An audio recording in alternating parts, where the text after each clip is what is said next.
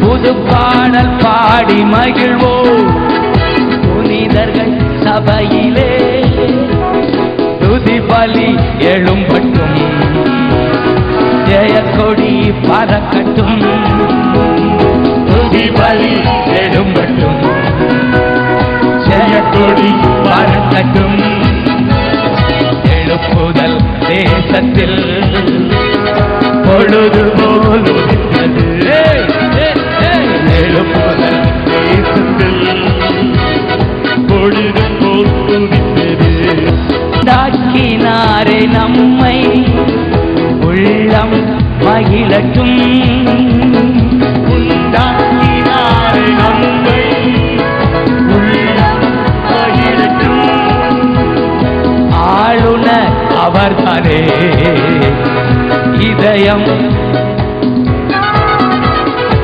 ஆளுநர் அவர்தானே இதயம் கொள்ளட்டும் எழுப்புதல் தேசத்தில் பொழுது போல்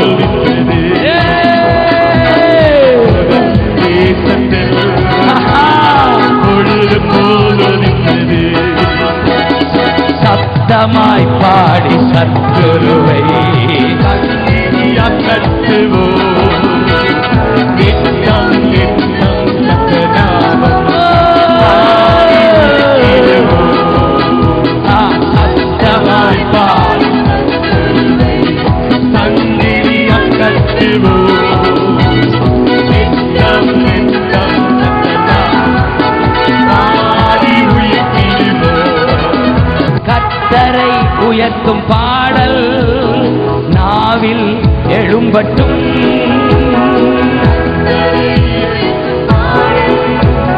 வாயில் இருக்கட்டும் வசனம் என்ற போர்வா கையிலே இருக்கட்டும் வசனம் என்ற போர்வா கையிலே இருக்கட்டும் எழுப்புதல் தேசத்தில் பொழுது போல் உதித்தது எழுப்புதல் தேசத்தில் பொழுது போல் உதித்தது எழுப்புதல் தேசத்தில் பொழுது போல் உதித்தது எழுப்புதல் தேசத்தில் பொழுது போல் உதித்தது ராஜா இயேசு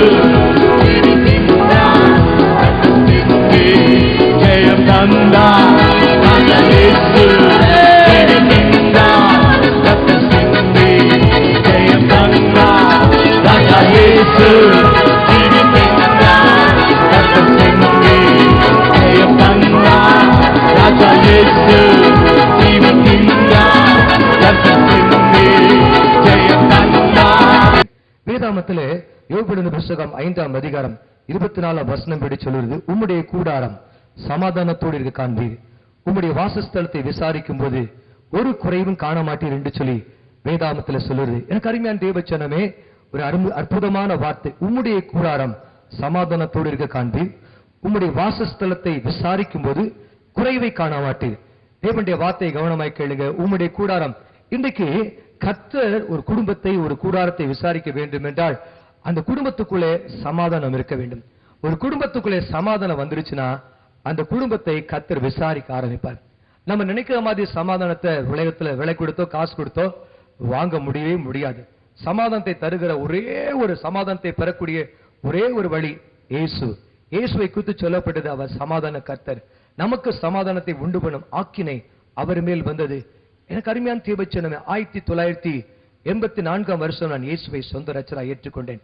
அதற்கு முன்பதாக அந்த 1984ஆம் வருஷத்துல டிசம்பர் மாதம் 2வது வாரத்துல என்னுடைய சொந்த ஊர் மதுரையிலிருந்து சென்னை பட்டணத்தை தற்கொலை செய்து கொள்ள வேண்டும் என்ற நோக்கத்தோடு நான் இந்த மெட்ராஸ் பட்டணத்துக்கு வந்தேன். வரும்பொழுது தற்கொலை செய்து கொண்டு மெரினா பீச்சில் கடற்கரையில் விழுந்து சாக வேண்டும் என்று யோசித்துக் கொண்டிருந்த பொழுது எங்க பெரியப்பா என்ன ஒரு கிறிஸ்தவ கூட்டத்துக்கு அழைத்து கொண்டு போனார். அழைத்து கொண்டு போன பொழுது நான் சாக வேண்டிய ஒரு மனுஷன். அன்னைக்கு பார்த்தீங்கன்னா மீட்டிங் முடிந்தோடனே ஒரு சகோதரி எல்லாருக்காக ஜெபித்துக் கொண்டிருந்த பொழுது எனக்கும் தலைமையில் கை வச்சு ஜெபம் பண்ணாங்க. என் தலைமையில கை வச்சு ஜெபிக்கும் பொழுது அவ சொன்ன வார்த்தை, இன்று நீ சமுத்திரத்தின் நடுக்கடலில் விழுந்தாலும் என் கரம் உன்னை தூக்கி எடுக்கும். நீ சாவுக்கு ஏதுவான யாதொன்றை குடித்தாலும் அது உன்னை சேதப்படுத்த மாட்டாது. உன் தாயின் கற்பத்திலே நான் உன்னை ஊழியக்காரனாய் தெரிந்து கொண்டேன் என்று சொல்லி ஆண்டவர் என்னோடு பேசும் பொழுது என் வாழ்க்கையில 19 வருஷமா இல்லாத சமாதானம் எனக்குள்ள வந்துச்சு. அன்றைக்கு இயேசுவை என் சொந்த இரட்சகராக ஏற்றுக்கொண்டேன். என் ஆண்டவராய் இயேசு எனக்கு சமாதானத்தை தருகிறார். எனக்கு அருமையான தேவச்சனமே, வேதத்துல வாஸ்து பார்த்தினா சகைவு என்ற ஒரு அருமையான மனுஷன், பெரிய கலெக்டர், அவன் என்ன செய்கிறான், இயேசுவை தன் வீட்டுக்கு வர வேண்டும் என்று அழைக்கிறான். இயேசு அந்த வீட்டுக்கு வந்த உடனே இயேசு சொல்றார், இந்த வீட்டுக்கு இன்றைக்கு ரட்சிப்பு வந்தது என்று சொல்றார். எனக்கு அருமையான தேவச்சனமே, இயேசுவை எந்த மனுஷனுக்குள் பிரவேசிக்கிறாரோ ஆண்டவராய் இயேசு கிறிஸ்து அந்த வாழ்க்கையில சமாதானத்தை கொடுக்கிறவர். ஆண்டவராய் இயேசு கிறிஸ்து எந்த குடும்பத்துக்குள்ளே பிரவேசிக்கிறாரோ அந்த குடும்பத்துக்கு ஆண்டவர் சமாதானத்தை கொடுக்கிறவர். எனக்கு அருமையான தேவ பிள்ளையே, இதனால ஆண்டவராய் இயேசுவை உன் உள்ளத்துல உன் குடும்பத்துக்குள்ள அவரை ஏற்றுக்கொள். அப்பொழுது நீ அனுபவிக்காத ஒரு சமாதானம் உன் வாழ்க்கையை நிரப்பும். இரண்டாவது காரியம் வேதத்திலே வாசிக்கிறோம், சங்கீதம் 119:65 சொல்லுகிறபடி, ஏதோ வேதத்தை நேசிக்கிறவர்களுக்கு மிகுந்த சமாதானம் உண்டு, அவளுக்கு இடரல் இல்லை என்று சொல்லப்பட்டது. இன்னைக்கு எனக்கு அருமையான தேவ பிள்ளையே, வேதத்தை நேசிக்கிறவர்களுக்கு அநேக சமயங்கள் டிவியை நேசிக்கிறோம், காரை நேசிக்கிறோம், ஆனா உலகத்துல கணவன் மனைவியை நேசிக்கிறோம். இந்த வேதத்தை நேசிக்கும் பொழுது அநேக முறை இந்த வேதத்தை நான் முத்தமிட்டு நான் வாசித்திருக்கிறேன். இந்த வேதத்தை நேசிக்கும் பொழுது உங்க வாழ்க்கையில மிகுந்த சமாதானம் உண்டு. வேதம் சொல்றது, ஒருவன் வேதத்தை மறந்தால் நான் அவன் பிள்ளைகளை மறப்பேன் என்று கர்த்தர் சொல்றார். ஆகையால எனக்கு அருமையான தீப பிள்ளைகளே, உங்க குடும்பத்தில் உங்க பிள்ளைகள் பிரச்சனை கொடுப்பாண்டா, காரணம் என்ன தெரியுமா? நீங்க வேதத்தை மறக்கிற அப்படியால் தான் உங்க பிள்ளைகள் நினைச்சாங்க, உங்க பிள்ளைகளை கர்த்தர் மறக்கிறார். உங்கள் பிள்ளைகளை கர்த்தர் மறக்கிறது எவ்வளவு பெரிய தர்ம சங்கடமான காரியம். ஆகையால எனக்கு அருமையான தேவனுடைய பிள்ளையே, இந்த காலை வேளையில உங்க பிள்ளைங்க வாழ்க்கையில உங்க பிள்ளைகளின் சமாதானம் பெரிதா இருக்க வேண்டும் என்று நீங்க ஆசைப்பட்டினா இன்றைக்கே வேதத்தை நேசியுங்கள், வேதத்தை நீங்கள் வாசியுங்கள். வேதத்தை நேசிக்கிறதுக்கு மிகுந்த சமாதானம் உண்டு. சமாதானத்தை பெறுவதற்கான மூன்றாவது வழி, எனக்கு அருமையான தேவச்சனமே, பிலிப்பியர் எழுதின புத்தகம் 4ஆம் அதிகாரம் 6ஆம் வசனம் 7ஆம் வசனம் சொல்லப்பட்டது, நீங்கள் ஒன்றுக்கும் கவலைப்படாமல் எல்லாவற்றையும் குறித்து ஸ்தோத்திரத்தோடு கூடிய ஜெபத்தினாலும் விண்ணப்பத்தினாலும் ஆண்டவருக்கு தெரியப்படுத்துங்கள். அப்பொழுது எல்லா புத்திக்கும் மேலான தேவ சமாதானம் உங்கள் இருதயங்களையும் உங்கள் சிந்தைகளையும் ஆளுகை செய்வதாக என்று சொல்லப்பட்டது. எனக்கு அருமையான தேவச்சனமே, இந்த நாள்ல உங்க வாழ்க்கையில எதை குறித்தும் கவலைப்படாதீங்க. ஏன் கவலைப்படணும்? நமக்கு ஒரு தெய்வம் இருக்கிறார். அந்த தெய்வம் அவருடைய பாதத்தில் எல்லா பாரத்தையும் கவலையும் இறக்கி வைக்கும் பொழுது நிச்சயமாக உங்க புத்தியில் இருக்கக்கூடிய குலைச்சல், மன உளைச்சல்கள், மன வேதனைகள் நீங்கி ஒரு தேவ சமாதானம் உங்கள் இருதயங்களையும் உங்கள் சிந்தைகளையும் ஆளுகை செய்யும். எனக்கு அருமையான தேவச்சனமே, என்ன செய்ய வேண்டும் என்றால், ஸ்தோத்திரத்தோடு நாம் என்ன செய்ய வேண்டும்? நம்முடைய தேவைகளை ஜெபத்தின் மூலமாக ஆண்டவருக்கு தெரியப்படுத்த வேண்டும். ஜெபத்தின் மூலமாக நாம் இயேசுவுக்கு, தேவனுக்கு நாம் ஸ்தோத்திரத்தோடு தெரியப்படுத்தும் பொழுது நம்முடைய உள்ளத்தின் பாரமெல்லாம் ஆண்டவரை ஏற்றுக்கொண்டு நமக்கு சமாதானம் அருளி செய்வார். அருமையான கர்த்தருடைய வார்த்தை சொல்லுது, அண்ணால் என சொல்லக்கூடிய ஒரு சகோதரி குழந்தை இல்லாமல் இருந்தால் மலட்டு கற்பத்தோடு கூட தேவ சமூகத்துல இருதயத்தை உடைத்து ஊற்றி செபிக்கிறார். இருதயத்தையே தண்ணீரை போல ஊற்றி செபிக்கும் பொழுது ஆண்டவர் அவள் உள்ளத்திலே சமாதானத்தை கொடுக்கிறார். எனக்கு அருமையான தீபச்சனமே, உன் வாழ்க்கையில் எத்தனையோ தேவை இருக்கலாம், உன் உள்ளத்தை உடைத்து ஜெபத்துல ஊற்றி விடு, உனக்கு சமாதானம் உண்டாகும். மூன்றாவது காரியம், ஜெபத்தின் மூலமாய் கர்த்தர் சமாதானத்தை கொடுக்கிறவர். நான்காவது காரியம், வேதத்துல வாஸ்து பாத்தீங்கன்னா ஆதியாகமம் 49ஆம் அதிகாரம் 10ஆம் வசனம் சொல்லப்பட்டது, சமாதான கர்த்தர் வருமளவும் செங்கோல் யூதாவை விட்டு நீங்குவதில்லை என்று சொல்லப்பட்டிருக்குது. எனக்கு அருமையான தேவச்சனமே, சமாதான கர்த்தர் வருமளவும் யூதாவை விட்டு செங்கோல் விளவு. யூதா என்றால் துதி என்று பொருள். இங்க வேதத்துல வாசிக்கிறோம், தன் புருஷன் தன்னை நேசிப்பான் என்று சொல்லி 3 பிள்ளைகள் பெற்றெடுத்த லேயாள், யாக்கோப்புடைய மனைவி லேயாள் தன் புருஷன் தன்னை நேசிப்பான் என்று சொல்லி என்னென்னமெல்லாம் செய்து பார்க்கிறாள். கடைசியாக தன் புருஷனை விட்டுட்டு, தன் புருஷனை நேசிப்பதை குறித்து அவன் நேசத்தை எதிர்பார்ப்பதை விட்டுட்டு இனி 4வது பிள்ளை பிறக்கும்போது நான் கர்த்தரையே துதிப்பேன் என்று சொல்லி அந்த 4வது பிள்ளைக்கு யூதா என்று பெயரிடுகிறான். யூதா என்றால் கர்த்தரை துதி என்று அர்த்தம். தேவனை துதிக்க ஆரம்பிக்கும் பொழுது சமாதானம் வரும். சமாதானத்தின் கர்த்தர் வரும் அளவும் நீ தேவனை துதிக்கும் பொழுது சமாதானத்தின் கர்த்தர் உன் வாழ்க்கையில பிரவேசிப்பார். 4வது காரியம், எனக்கு அருமையான தேவச்சனமே, தேவனுடைய சமாதானத்தை பெறுவதற்கான வழி முதலாவது காரியம், இயேசு உன் உள்ளத்துக்குள்ளே வர வேண்டும், உன் வீட்டுக்குள்ளே வர வேண்டும். நீ அழைத்தால் வருவார். இரண்டாவது, வேதத்தை நேசிக்கும் பொழுது உங்களுக்கு சமாதானம் உண்டாகும். மூன்றாவது, நீ ஜெபிக்கும் பொழுது சமாதானம் உண்டாகும்.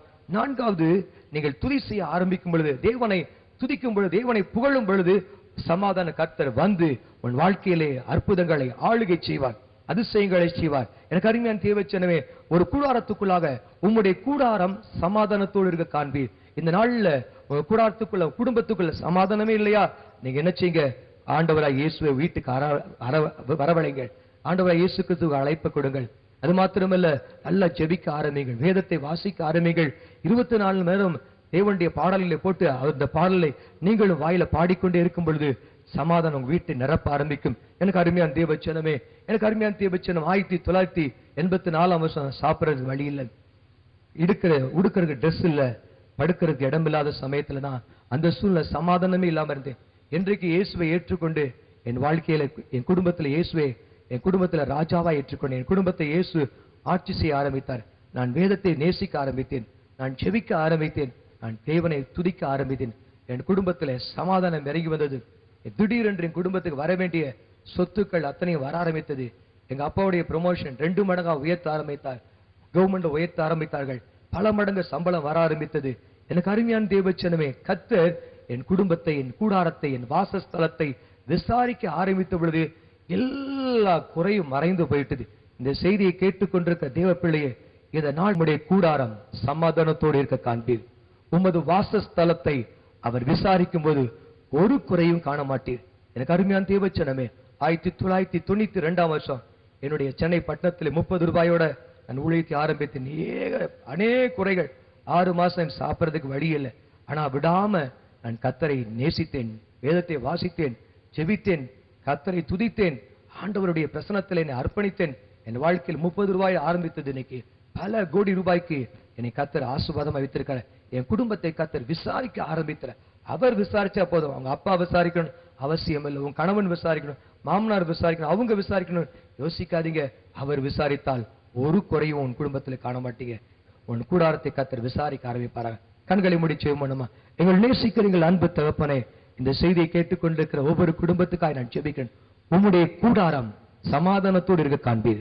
உமது வாசஸ்தலத்தை அவர் விசாரிக்கும் போது ஒரு குறையும் காண மாட்டீர் என்று சொல்லுகிற உம்முடைய வாக்கு தத்தத்தின்படி இந்த காலை வேளையில பரிசுத்த ஆவியானவரே, இந்த செய்தியை கேட்டுக்கொண்டிருக்கிற எல்லா குடும்பத்திலும் கணவன் மனைவிக்குள்ளாக சமாதானம் உண்டாகட்டும், வீட்டுக்குள்ள சமாதானம் உண்டாகட்டும், அன்றைய பெட்ரூம்ல சமாதானம் உண்டாகட்டும், ஆண்டவரே குடும்பம் முழுவதுமாய் சமாதானம் உண்டாகட்டும், வீட்டை சுற்றிலுமாய் சமாதானம் உண்டாகட்டும். இந்த குடும்பத்தில் எத்தனையோ குறைகள் இருந்தா கூட இன்னைக்கு என் ஆண்டவரே என் குறைகளை விசாரித்து என்னை உயர்த்தின தேவன் இவர்கள் குறைகளை விசாரித்து இவர்களை ஆசீர்வதிப்பீராக, இவர்களை விசாரிப்பீராக. பரலோகம் திறக்கப்பட்டு ஆசீர்வாதமான மழை இந்த குடும்பத்தில் பெய்வதாக. யெகோவாயீரே, விசாரிக்கிற தேவன், நீரங்களை பார்த்துக் கொள்கிற தேவன், உம்முடைய சமூகத்தில் எல்லாம் பார்த்துக் கொள்ளப்படும். இவர்களை விசாரித்துக் கொள்ளுங்க, இவர்களை நீ பார்த்துக் கொள்ளுங்க, இவர் பிள்ளைகளை பார்த்துக் கொள்ளுங்க, இவருடைய குடும்பத்தின் தேவைகளை பார்த்துக் கொள்ளுங்க. ஒரு அதிசயத்தை செய்யுங்க. இயேசுவின் நாமத்தில் ஜெபிக்கிறேன் நல்ல பிதாவே, ஆமென்.